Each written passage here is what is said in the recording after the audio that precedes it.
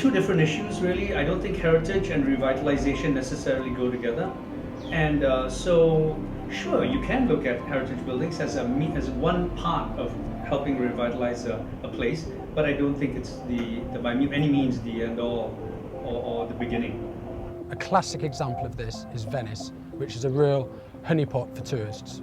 And even closer to Asia, we have Sri Lanka, which is turning old colonial buildings like the old Royal Dutch Hospital into a real busy commercial shopping hub with a Hilton hotel on board. Heritage doesn't always have to mean brick by brick preservation and conservation.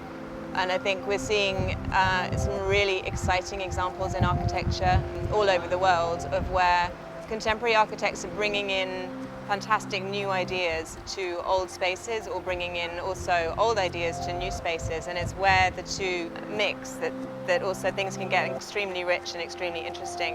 And it's that point of contrast as well that makes you appreciate the heritage more sometimes.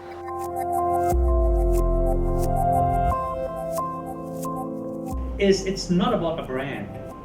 It's about what makes a city already charming by nature. And if you're talking about that, there are these 5 things which I've kind of boiled it down to. There is something called critical urban form. There's critical urban culture. There is diverse local activity, and then there's this thing that refers to a bigger hinterland to explore, which is part of from which that springs from that city. Then the last one, having to do with shared local rituals, it's got to do with whatever, whether they're funeral pyres, whether they're certain festivals which are unique to certain places. Those become a very integral part of any city which is worth its weight in gold. In the case of Malaysia, we've got some critical urban form.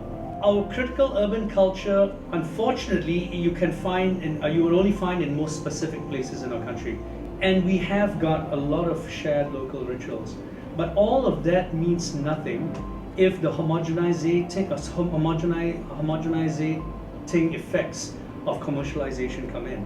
So that's the double-digit sort I was talking about.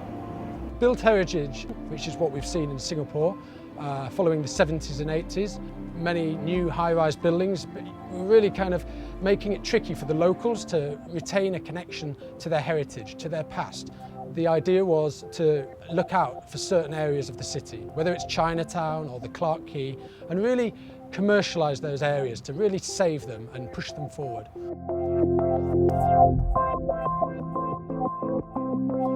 First and foremost, we've got to understand that being a resident, at least 50% of the time, in that place of our development is vital.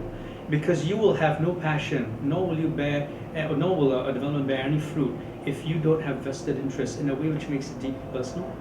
And a lot of unfortunate heritage developments I see happening in Malaysia don't have that personality in it.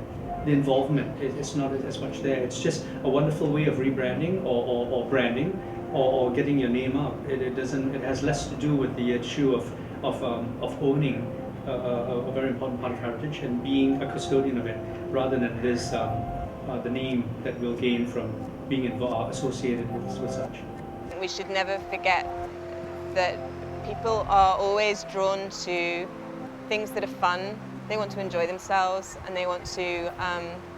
It's really important not to lose sight of that fundamental human need to have fun and to smile and to laugh and to play.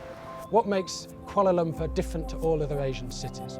Yes, there's been many new high-rise buildings built since independence, and that's great. Some really playful postmodern buildings, which in the future we'll look back and we'll say they're heritage buildings. And equally, we should look back to older times and say, that's also heritage. You know, heritage is moving forward. The KL Twin Towers, they're already 15 years old. In another decade or two, some folk would say, that's heritage, let's knock them down. But no, that tells the story of Malaysia gaining confidence as a world player, as a world city.